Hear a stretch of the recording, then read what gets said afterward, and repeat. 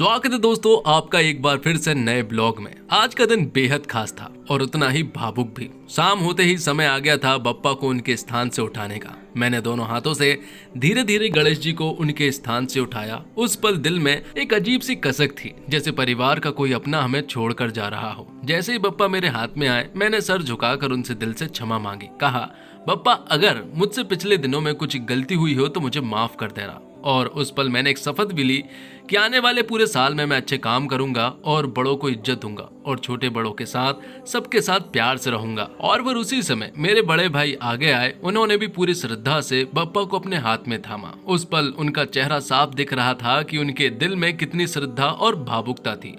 उन्होंने सिर झुकाकर बप्पा से कहा, बप्पा अगर मुझसे भी कोई गलती हो गई हो तो मुझे भी क्षमा करना। आने वाले साल में मैं मेहनत करूंगा, बुराइयों से दूर रहूंगा और हमेशा सही रास्ते पर चलूंगा। और आज हमें बहुत सारे गणेश जी का विसर्जन करना है और उन सब की जिम्मेदारी जो है वो हमारे ऊपर ही है। तो मम्मी को टाटा करने के बाद हम पहुंचे सीधा प्रदीप भैया के घर पर। उन्होंने भी गणेश जी के विसर्जन की सारी तैयारियां कर चुके हैं और भैया के घर की रौनक और एनर्जी जो है वो बहुत ही कमाल की थी। जैसे ही वहाँ पहुंचे तो भैया तैयार खड़े थे। सभी लोग मूर्ति के आसपास थे। आरती चल रही थी और सबके चेहरे पर एक अलग ही एक्साइटमेंट थी। और फिर जब हम प्रदीप भैया के घर से निकले तो वहाँ एक अलग तरह का नजारा देखने को मिला। उनके घर का छोटा सा लड़का बुलबुले जो है वो पूरे 10 दिन तक बप्पा के साथ रहा था।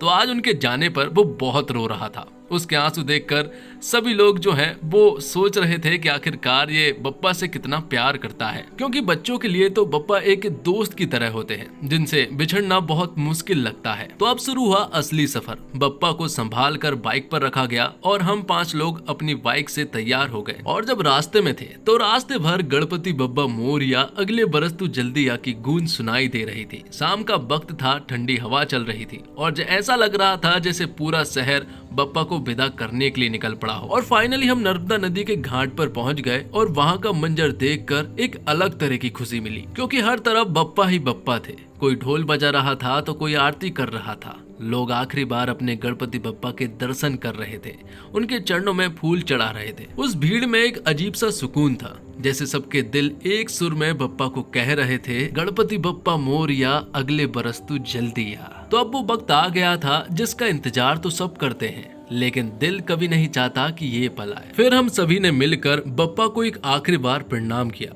उनकी आरती की, उनके चरणों में फूल चढ़ाए और फिर उन्हें प्यार से नर्मदा नदी की घाट पर ले गए।